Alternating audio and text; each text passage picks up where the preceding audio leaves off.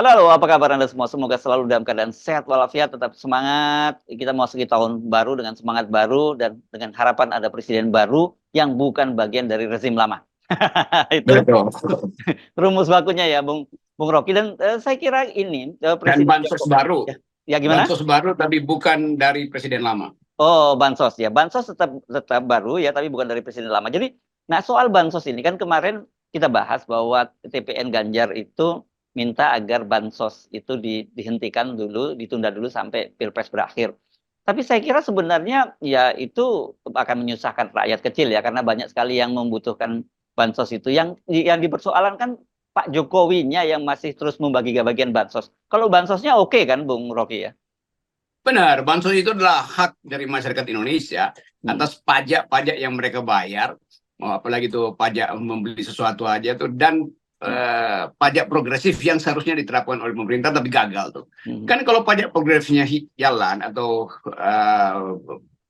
apa namanya ini rasio pajaknya diperluas, tapi meliputi orang-orang yang di awal itu menghindar dari tax amnesty, maka nggak akan ada bansos karena langsung dia menghasilkan bantuan atau subsidi dalam soal-soal yang menyangkut kesehatan, kesejahteraan segala macam. Tapi bansos kemudian timbul karena dia mau langsung dapat efeknya tuh. Jokowi ingin langsung dapat efek dari bansos itu kan. Hmm. Menyerahkan bansos itu artinya bertatapan dengan rakyat. Bukan bertatapan dengan problem rakyat, tapi dia hanya ingin bertatapan dengan rakyat supaya rakyat tahu bahwa dia bawa oleh-oleh. Kan itu masalahnya Ya, kan. ya, ya, ya, Jadi ya. cara berpikirnya juga mesti kita ubah tuh. Dan itu sebetulnya adalah fungsi tugas kalau sedang bertatapan dengan rakyat. Tiap hari juga orang lihat Pak Jokowi di TV. Dan Hmm. bagi-bagi bansos on the spot itu adalah kampanye. Hmm. Mestinya bansos itu dilanjutkan oleh RT, RW, lurah segala macam itu. Bukan Hmm. presiden yang bagi-bagi bansos. Kan Hmm. itu mempengaruhi efek elektoral dari seseorang yang dia jagokan kan. Ya, Tentu ya. saja orang tetap menganggap bahwa kebutuhan hidup masyarakat yang terpapar kemiskinan perlu diangkat, dientaskan kemiskinannya itu. Tetapi bukan dengan memanfaatkan bansos untuk urusan kampanye. Itu tipunya di situ tuh Jokowi. Jadi Jokowi yang mesti berhenti membagi-bagi bansos, bukan bansosnya yang dihentikan ya. Ya, Bansos ya. itu adalah hak dari mereka yang fakir. Ya, ya. Saya kira penting kalau kalau perlu kita buat petisi ya, Bung Rocky, karena bagaimanapun jelas konflik of interest-nya Pak Jokowi kelihatan sekali kan itu ya. Iya, itu artinya Jokowi memang rencanakan buat dia akan turun kampanye sendiri untuk membackup Hmm. Gibran tuh. Karena itu kalau kita lihat tuh aktivitas bandara Presiden Jokowi itu dari satu bandara ke bandara yang lain Betul? bukan membawa konsep tapi membawa goodie bag, Hmm. membawa oleh-oleh yang dia sebut sebagai bansos itu. Padahal itu adalah hak dari rakyat tuh yang seharusnya udah disalurkan aja lewat Departemen Sosial, Hmm. lewat koperasi, lewat UMKM. Kan semua ada fasilitas itu tuh. Kenapa Jokowi sendiri yang mesti turun? Itu seolah-olah 9 tahun yang lalu masih dia ulangi karena takut bahwa elektabilitas dia dan Gibran itu turun drop. Jadi dia mesti tatap mata dengan publik. Padahal publik nggak merasa penting juga ada Jokowi nggak ada Jokowi di situ kan. Kan udah bertahun-tahun aktivitas Jokowi hanyalah lempar-lempar hadiah, datang ke kiri kanan terus puji-puji rakyat bahwa masih bertahan sambil kasih bansos. Itu sebetulnya penghinaan dari Jokowi itu. Kita balik lagi pada ide, kenapa diperlukan bansos? Karena daya beli tidak cukup. Oleh karena itu, mestinya daya beli ditingkatkan. Selama daya beli nggak ditingkatkan, maka berhak rakyat untuk minta bansos. Karena ini adalah negara kesejahteraan. Tuh. Tetapi bukan presiden yang menunggangi bansos itu. Jadi presiden ini penunggang bansos sebetulnya. Ya, ya, ya. Nah, coba bayangkan ya, Bung Rocky. Ini kan betul-betul manipulatif ya, karena dan ini kena anggaran negara ya. Untuk kunjungan satu daerah, pernah kita juga bahas gitu, seorang presiden itu kan melibatkan pengamanan yang luar biasa. Belum lagi tim pendukungnya, tim advance, tim pendukung, tim pengamanan dan juga koordinasi di apa di tingkat lokal ya, pemerintah daerah. Dan itu kemudian hanya digunakan oleh Jokowi. Biasanya oke lah dibanding sama dia meresmikan satu proyek, tapi kemudian dia melakukan itu bagi-bagi bansos. Nah, ini kan betapa besarnya dana pemborosan dana yang apa digunakan oleh Pak Jokowi yang itu kalau dikonversi untuk menjadi bansos juga cukup besar Bung Rocky. Belum dan ditambah lagi sebenarnya kemudian bansos yang itu adalah punya pemerintah, dananya dari pemerintah diklaim oleh Jokowi. Kalau kemarin sama Zulkifli Hasan malah diklaim bahwa Jokowi itu adalah PAN, begitu ya. Dan dengan begitu kalau Pak Jokowi yang berikan bantuan bansos ya itu berarti PAN, bantuan dari PAN juga. Itu yang ramai kemarin diprotes. Iya, untuk Untuk amankan presiden masuk gorong-gorong, amankan presiden masuk ganggang sempit, itu perlu persiapan 1 malam tuh. Untuk mempersiapkan 1 malam perlu ada ide, maka mesti ada tim advance dulu tuh. Ya, Nanti untuk pasang kamera itu uangnya macam-macam tuh. betul. Jadi hanya untuk membagi-bagi dua botol minyak goreng, 1 kilo telur segala macam itu harus keluar uang puluhan, mungkin nggak bisa kita bayangkan secara anggaran betapa anggaran itu dipakai sebetulnya untuk pencitraan kan. Itu Ya, ratusan juta 1 kali operasi itu kan. Sementara miliar saya yang kira. diterima Ya, ya. Miliar. diterima Miliar Bung rakyat Rocky. itu Ya. ya. Miliar, bukan ratus juta lagi saya kira kalau presiden itu. Ya, 1 kali operasi itu ratusan juta. 10 kali spot itu udah miliaran tuh. Dan presiden tetap menganggap bahwa itu adalah hak dia tuh, atau hadiah dari dia. Padahal rakyat mengetahui bahwa presiden ke situ tuh cuma mau nampang doang, nggak ada efeknya apa-apa sebetulnya. Yang jadi masalah Presiden Jokowi tetap menganggap bahwa kalau dia bagi-bagi bansos maka elektabilitas dia akan naik terus kan. Itu juga ngaco. Jadi dia memboroskan anggaran negara hanya untuk pagelaran pencitraan dia tuh. Coba bayangkan kalau misalnya dikumpulin tukang gojek di situ, atau ojek pengkolan, ojek pangkalan, ojek tikungan itu, dikasih aja uang untuk bagi-bagi bansos ke rakyat kan. Itu lebih efektif menghidupkan ekonomi. Bukan Jokowi sendiri yang datang lalu setelah itu operasi dari timnya itu untuk membujuk, bikin cerita narasi pendek itu semua tipu. Itu yang berbahaya di dalam pencitraan dari orang yang kekuasaannya sebetulnya makin merosot tapi tak ponggah untuk mempertahankan diri. Kan kita sebenarnya paham nih cara berpikirnya ya. Pak Jokowi bagi-bagi bansos, kemudian ini nanti muncul lembaga survei yang melakukan survei dan menyatakan bahwa tingkat approval ratingnya Pak Jokowi masih sangat tinggi, kan begitu ya, Bung Rocky. Dan nanti dengan begitu asumsinya bahwa approval rating yang sangat tinggi terhadap Pak Jokowi itu bisa dikonversi menjadi elektabilitas buat pasangan Prabowo Gibran, khususnya Gibran lah, yang sekali lagi ini mungkin ini bagian yang kita juga pernah bahas sebelumnya. Ini semacam bargaining dari Pak Jokowi kepada Pak Prabowo. Jadi udah bukan ini lagi nih, lulusannya begitu itu ya. Dia tahu bahwa anak gua ini, kehadiran anak gua ini menjadi liabilitas bagi Prabowo. Jadi untuk menaikkan posisi tawar dari Gibran, makanya dia turun tangan sendiri gitu.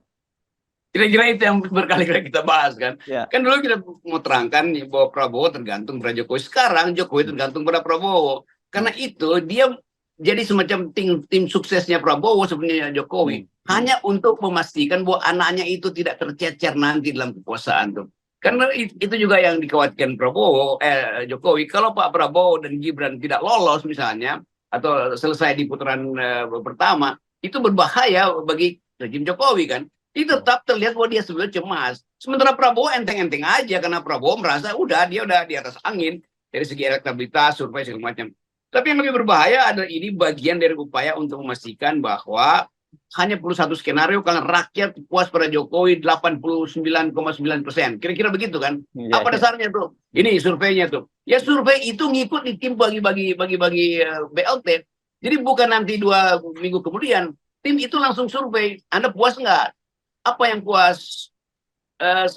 Kepemimpinan Presiden Jokowi. Iya, ini baru 5 menit yang lalu kami dapat BLT. Maka dia pasti bilang puas sih responden itu kan.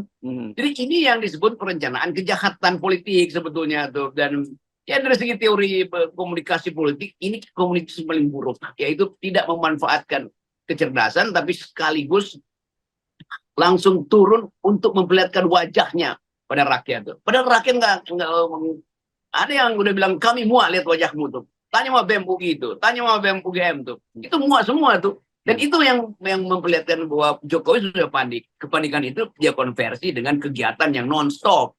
Membagi-bagi uang rakyat kepada mereka yang dia anggap masih bisa menyelamatkan kepemimpinan dia di 2024. Ya, ya. Dan saya kira memang kalau kita cermati betul ya, yang soal survei tingkat kepuasan publik terhadap Presiden Jokowi itu anomali, atau bukan anomali, malah kontradiktif. Karena memang orang itu ketika ditanya katanya puas. Oke, kita mengakui dasarnya seperti itu memang betul gitu. Tetapi ketika di breakdown ditanya, apakah Anda sekarang mulai kesulitan untuk membeli bahan pokok? Mereka menyatakan sulit. Apakah kemudian Anda juga sulit mencari pekerjaan, lapangan pekerjaan? Anda sulit gitu. Jadi bagaimana mungkin orang yang hidupnya kesulitan secara ekonomi, beli bahan pokok juga sulit, anak-anaknya cari kerja juga sulit, tapi puas terhadap pemerintahan Jokowi. Nggak ada satupun metodologi yang bisa membenarkan sesuatu yang disulap respondennya kan. Ya. Kan ini permainan responden sebenarnya tuh. Dan kelihatannya memang lembaga survei yang gede-gede ini udah disewa sama Jokowi. Supaya lakukan sesuatu, pokoknya saya mesti 80%, 90%. Karena hanya itu dasar dia untuk mengklaim suatu waktu nanti bahwa memang kami menang satu putaran. Kan itu perencanaannya kan di situ tuh. Dan lembaga-lembaga survei ini kan nggak ada, kan dia nggak ada proyek sama sekali kan. Jadi memang dia hidup dari jadi spin doctor, jadi buzzer sekaligus surveyor. Ya. Nah, tetapi saya kira benar seperti yang Anda duga itu, sekarang kekhawatiran Pak Jokowi bukan lagi soal elektabilitas dia, tetapi bagaimana kalau satu tentu mereka khawatir mereka tidak gagal kalah dalam Pilpres kali ini, tidak masuk putaran 2 bahkan gitu, atau kalau masuk putaran 2 juga kalah. Yang kedua, kalau toh akhirnya menang, itu posisi tawarnya Gibran itu semakin dan tentu saja Pak Jokowi di hadapan Prabowo makin lemah gitu, karena Pak Prabowo kan pasti juga punya data, share kamu kan dalam kemenangan saya ternyata rendah, tidak seperti gede-gede amat seperti yang saya bayangkan selama ini kan, atau seperti yang dijanjikan gitu selama ini. Saya juga begitu. Ada survei mungkin yang udah dibuat dan menunjukkan bahwa tidak adanya Gibran nggak mempengaruhi elektabilitas Prabowo. Atau malah bikin turun, Bung, malah bikin turun adanya Gibran justru. Saya nggak enak bilang turun. Ya. Justru Gerindra paham bahwa kesulitan bagi Gerindra untuk menambah elektabilitasnya kalau netizen tiap hari membuli Gibran tuh. Betul. Tiap hari menganggap bahwa Prabowo salah pilih orang tuh, dan tokoh-tokoh senior juga menganggap, atau bahkan dia di dalam koalisi sendiri menganggap Prabowo salah memilih orang gitu kan. Sehingga bebannya itu makin berat untuk naikkan elektabilitas Gibran. Nah ini yang dipahami oleh Pak Jokowi. Kan Jokowi juga nguping, dia tahu bahwa ini anaknya nggak naik elektabilitasnya, bahkan dibully tiap hari itu. Jadi dia mau ambil alih itu sebagai bapak yang menginginkan kekuasaan dia itu dititipkan pada anaknya nanti. Jadi ini yang saya sebut sebagai Jokowi itu tidak melanggar konstitusi, tapi dia melanggar undang-undang eksploitasi anak.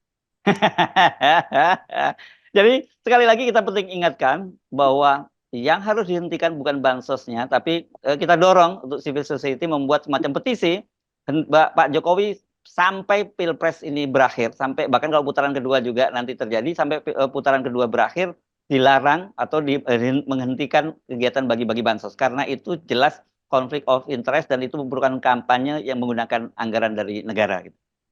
Ya, itu petisi dari FNN, tolong disebarkan. Dan memang dasarnya ada bahwa presiden tidak boleh ikut campur di dalam urusan politik ketika dia sudah ledak sebetulnya. Jadi sejak pemilu dinyatakan sudah ada 3 capres, mestinya Jokowi itu tinggal di rumah aja tuh. Bicara dengan cucu segala macam. Nggak boleh satupun terlihat aktivitas untuk masih mempergunakan pos. Itu nggak etis. Dan ketidaketisan itu yang menyebabkan kita percaya bahwa Jokowi memang tegang. Dan dia sebetulnya tidak punya kapasitas apa lagi. Jadi laranglah Jokowi supaya tidak lagi cawe-cawe melalui bansos yang hanya sekedar upaya untuk menambah elektabilitas Gibran yang juga nggak naik-naik. Yes, dan penting kita ingatkan untuk koreksi pernyataan dari Zulkifli Hasan bahwa bansos itu bukan dari Jokowi, bansos itu dari pemerintah. Itu mesti dibedakan antara Jokowi dengan anggaran pemerintah. Kalau Jokowi ya di kantongnya Pak Jokowi sendiri. Saya nggak tahu, mungkin kalau memang betul ada di kantongnya 11.000 triliun, ya mungkin bisa bagi-bagi bansos. Tapi kalau nggak ada, ya nggak, itu duitnya pemerintah lah, kita bisa pastikan. Ya, dan orang nggak bisa bedain antara Julhas sebagai menteri dan Julhas sebagai pengasuh Gibran. Oke, baik, ngomong lagi. Mari ya, buat kita hentikan Jokowi bagi-bagi bansos ya.